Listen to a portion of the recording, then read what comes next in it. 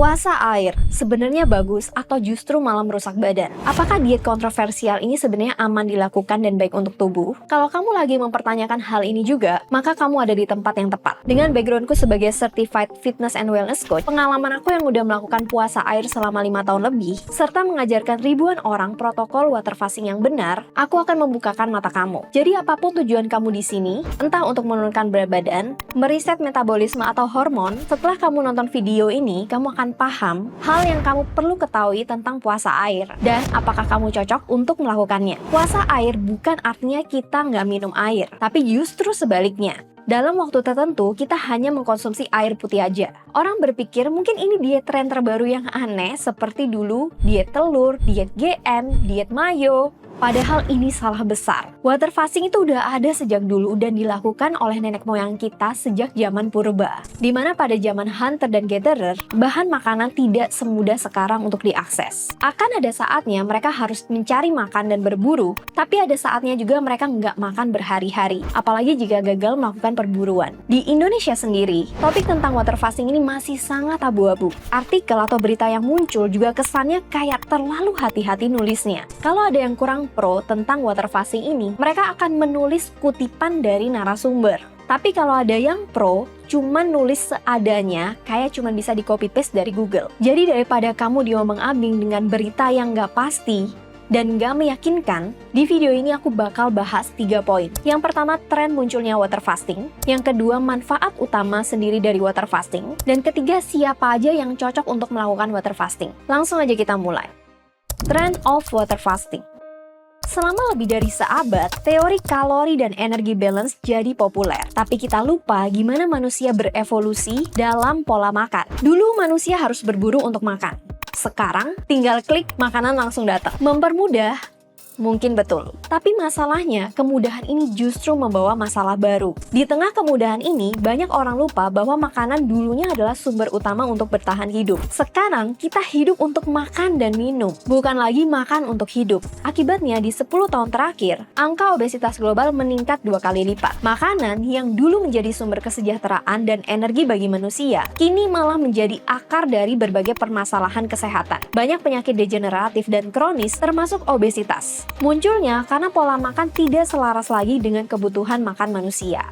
Disitulah konsep water fasting jadi solusi. Sebuah konsep yang mulai populer di awal abad ke-20 ketika beberapa ahli kesehatan dan naturopath mulai merekomendasikan puasa sebagai cara untuk menyembuhkan tubuh dari penyakit kronis. Salah satu figur penting yang mempopulerkan water fasting adalah Dr. Herbert Shelton, seorang naturopath asal Amerika yang hidup pada pertengahan abad ke-20. Dikenal sebagai pelopor natural hygiene movement yang percaya bahwa tubuh memiliki kemampuan penyembuhan alami ketika diberi waktu dan kondisi yang tepat. Shelton mengembangkan praktik therapeutic fasting, di mana pasiennya dianjurkan untuk melakukan puasa air di bawah pengawasan medis untuk meriset tubuh mereka. Menurut Shelton, dengan menghentikan asupan makanan dan hanya mengonsumsi air, tubuh dapat memfokuskan energinya untuk proses penyembuhan internal, termasuk mengatasi peradangan, detoksifikasi, dan meremajakan sel. Selain itu, pada tahun 2016, Dr. Osumi memenangkan hadiah Nobel dalam bidang fisiologi atau kedokteran karena penelitiannya tentang mekanisme autophagy, sebuah proses di mana sel-sel tubuh yang rusak, tua, atau nggak efisien dipecah dan didaur ulang untuk memberikan jalan bagi sel-sel baru yang sehat. Ini menjadi salah satu dasar ilmiah kenapa water fasting punya efek positif pada kesehatan. Dr. Osumi menemukan bahwa ketika tubuh mengalami kondisi stres seperti saat kita berpuasa, autophagy diaktifkan sebagai mekanisme untuk bertahan hidup. Tubuh mulai memecah dan menggunakan komponen-komponen yang tidak diperlukan sebagai sumber energi sambil membersihkan sel-sel yang rusak. Ini kenapa water fasting muncul sebagai solusi kesehatan modern. Sayangnya, water fasting ini ditentang di kedokteran medis dan industri kesehatan. Kenapa? Karena water fasting ini tidak menguntungkan secara ekonomi. Nggak ada jual beli obat, suplemen, atau operasi. The power of water fasting. Water fasting itu sederhana banget, menghilangkan sesuatu yang berlebihan. Dimana di dunia modern, kita selalu dikelilingi banyaknya pilihan, serta membuat kita mengonsumsi banyak hal yang terlalu berlebihan, dengan bumbu dan perasa yang mungkin melebihi dari batas normal. Akibatnya, hormon kita dibuat bingung untuk standar makanan sehat, membuat makanan yang biasanya kita anggap sehat, dianggap sebagai hambar dan gak ada rasa. Water fasting ini adalah cara untuk membuat jeda dari ini semua. Ketika puasa air, kita secara harafiah menghapuskan makanan ini dari hidup kita sementara waktu. Tapi lebih dari itu, kita juga sedang membersihkan tubuh dari hal-hal yang nggak perlu. Sebuah proses yang dilakukan oleh tubuh kita sendiri secara pintar untuk memperbaiki dirinya. Saat kita berpuasa, tubuh kita kayak masuk ke mode bersih-bersih. Racun-racun yang tersimpan dibuang, dan tubuh mengganti sel-sel yang rusak menjadi sel-sel yang baru. Ini yang disebut proses autophagy. Jadi sebenarnya water fasting ini bukan hanya mengurangi kalori, tapi soal menghapuskan sesuatu yang tidak diperlukan dan berlebihan di dalam tubuh, agar tubuh kita bisa berfungsi secara normal. Bayangkan aja kalau tubuh kita seperti rumah. Kalau setiap hari ada tumpukan barang yang masuk tapi nggak pernah dibuang, lama-lama rumah jadi penuh dan berantakan. Nah, water fasting ini kayak membersihkan rumah, nggak cuman bikin lebih rapi, tapi bikin ruangan lebih sehat untuk ditinggali. Bukan cuman fisik yang diriset saat puasa air, tapi juga mental. Kita terbiasa makan untuk segala hal yang terjadi di hidup kita. Saat stres, saat bosan, bahkan kadang tanpa alasan. Water fasting ngajarin kita untuk melepaskan kebiasaan buruk itu dan fokus ke apa yang benar-benar dibutuhkan untuk tubuh. Puasa air juga memberikan ruang untuk kita bisa berpikir dengan jernih. Tanpa distraksi dari makanan dan dorongan untuk nyemil, kita bisa lebih fokus, lebih sadar dan aware tentang hubungan kita dengan makanan, dan lebih mengontrol keinginan untuk makan secara impulsif. Ini juga kenapa jadi satu alasan terbesar aku untuk mensupport orang-orang yang mau diet itu dengan mulai puasa air. Karena biasanya orang-orang yang diet itu sangat overwhelmed dengan mengontrol makan, nggak boleh makan ini dan itu. Tapi setelah kamu melakukan water fasting, kamu tuh kayak sedang meriset pencernaan, hormon, dan lidah kamu. Jadi rasa dari brokoli, wortel itu bakal kembali jadi manis. Dan makanan-makanan yang bergizi malah membuat kamu jadi lebih satisfied karena standar makanan kamu diriset dari nol lagi. So, siapa yang sebenarnya cocok untuk melakukan water fasting ini?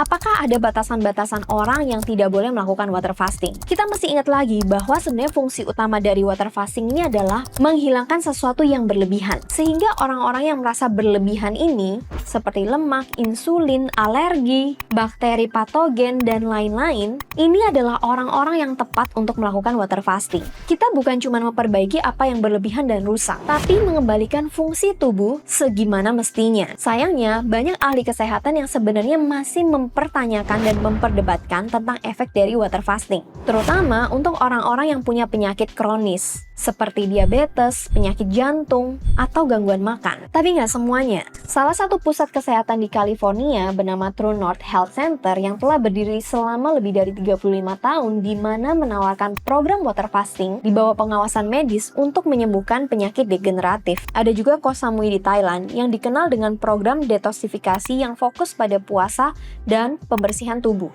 Di sini, program detox didesain untuk membersihkan tubuh dari racun, menurunkan stres, dan mengembalikan keseimbangan alami melalui kombinasi puasa, jus detox, serta teknik pemulihan lainnya. Jadi, water fasting sebagai penyembuhan penyakit sebenarnya sampai sekarang masih diteliti terus oleh saintis yang bisa menjadi alternatif penyembuhan yang lebih alami dan tidak beresiko dibandingkan dengan perawatan medis. Nah, untuk ibu hamil dan menyusui perlu ditekankan, apakah ada yang perlu di-remove dari badan atau enggak di dalam tubuh? Karena di berbagai artikel dan jurnal, dikatakan bahwa water fasting tidak disarankan untuk ibu hamil dan ibu menyusui, karena bisa mempengaruhi janin dan bayi. Tapi nyatanya ada follower aku yang komen secara langsung, dia mencoba water fasting selama dia hamil karena kata dokternya memang ibunya harus menurunkan berat badan, dan ternyata baik-baik aja dan bayinya pun juga sehat. Jadi kalau dari semua hasil riset ini, kesimpulan aku adalah semua orang bisa mendapatkan manfaat dari water fasting, tapi tetap semuanya kembali ke diri masing-masing